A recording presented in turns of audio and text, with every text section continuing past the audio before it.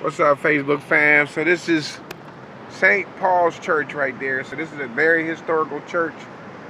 It was around during the Revolutionary War.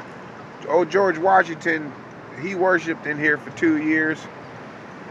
This church was almost burned down to the ground right around the time, I think during the Revolutionary War. I'm gonna try to get a picture of the front of the church. But it's called St. Paul's Church. There's Pop chilling. I'm chilling. And this is the site of the World Trade Centers. The World Trade Centers is across the street on the other side.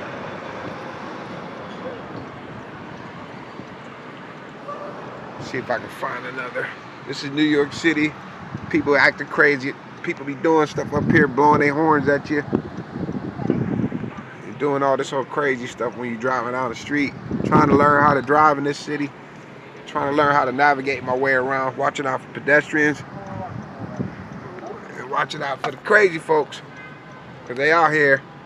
A lot of them in a bad mood. They stressed out, they tell me. See people walking across the street.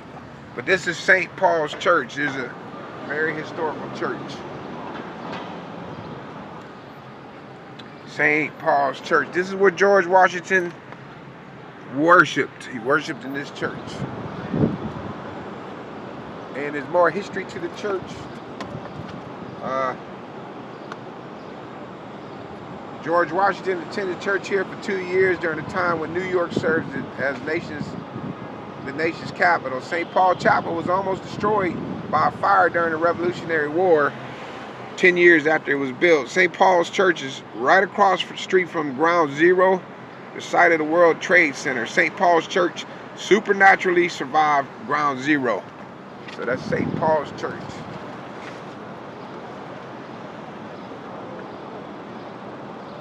And after George Washington's inauguration,